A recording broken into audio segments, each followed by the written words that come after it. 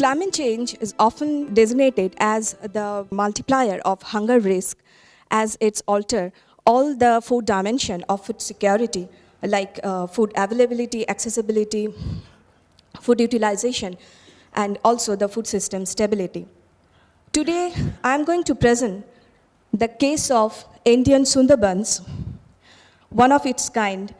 And the Sundarbans is the largest mangrove delta in the eastern region, shared both by India and Bangladesh. It's not only famous for the UNESCO heritage sites or the natural habitat of Royal Bengal tiger, but it is also very well known globally as a victim of climate change and its impact. The climate change manifestations in Sundarbans are like sea level rise, increasing sea surface temperatures, high erosion rates than the accretion rates, unpredictable and erratic rainfall, and also increasing intensity of climatic events like floods and cyclone, the worst of which we have noticed during 2009 in the name of Cyclone Aila.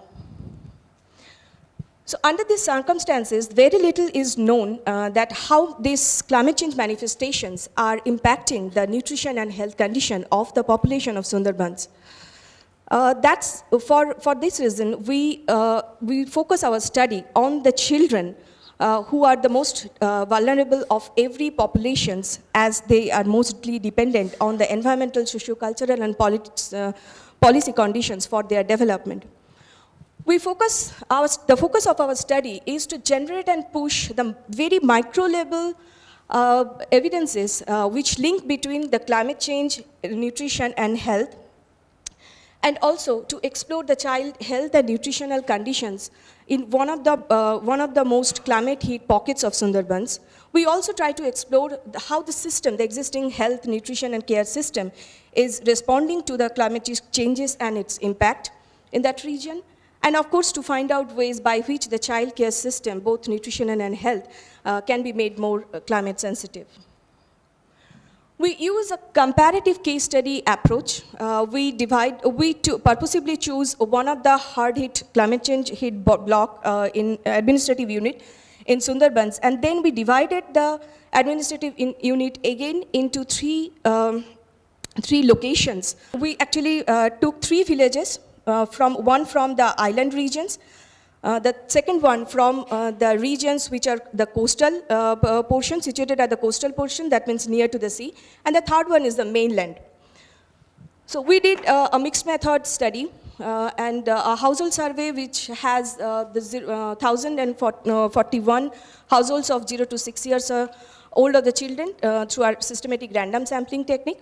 We did anthropometric measurements like height, weight, and mimic of the children. We gathered the data on the climate change impact on livelihood, household assets, and other difficulties faced by the households. We did assessment of food security, both adult and child, and we also did a migration and its effect on the household food security. Qualitatively, we assess all the public and private health and nutritional providers within the study regions. And also we did in-depth interviews with the mothers of 0 to 6 years of children. We come up with, conceptually we come up with a framework that's, rather better to say, a pathways of the impact of climate change in the populations. The manifestations of climate change is depleting the traditional agro-fishing livelihood, which lead people towards a huge amount of male migration. All migrations are seasonal. Most of the migrations are seasonal.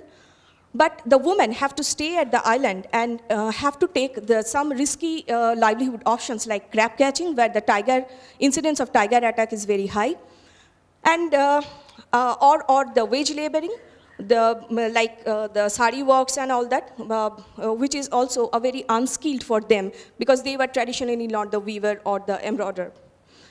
The depletions of the traditional livelihoods, agro-fishing livelihoods, are depletions of that make the availability of the food in the local market very uncertain.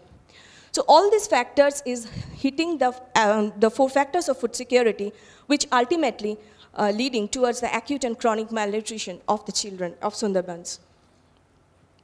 We did a vulnerability index I'm not going to go details in that methodology, but we took the exposure, sensitivity, and adaptive capacity to make a vulnerability index of the 3 villages we took. Some of the crucial points on the household food securities are, there are 25% of the households said that they have lost food resources in last 5 years due to climatic extremes. 66.4% households are face low to very low food security, whereas the 44% households have low to very low level of child food securities. People are coping somehow, and their coping strategies are ranges, especially the adults. Their coping strategies are ranges from borrowing money to buy food, or directly borrowing food from the neighbors and others, and also cut down the consumptions or move to a cheaper form of foods. So there are few supports from the NGOs and the governments, but obviously that's not enough. So if we see the malnourishment status of these households, we find all the indicators like underweight, stunting, and wasting at a high range in the highly climatically vulnerable zone. And if we take the morbidity of the children, the average morbidity cases of the children is 8 times in a year, especially in the highly climatically vulnerable zones. In terms of food diversity, we did a last week recall. Then the respondents told us that in their diet, they are mainly subsisting on the pulses, rice, and potatoes.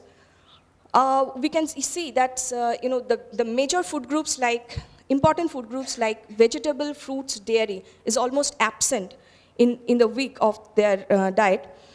And fish and meats, they are occasionally used if there is guest in the household. And one of the main reason is that the subsisting on the pulses and rice is that both of these food items, these food groups, are easily available from the government shops under the Food Insecurity Bill of India.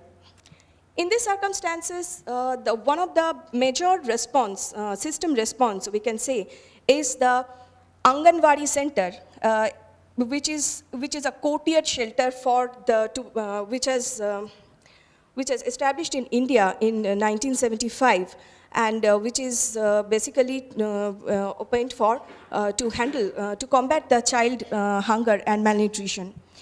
So there are Anganwadi centers in these regions also, but as you see, that's the usual standard should be 1 center per 300 populations.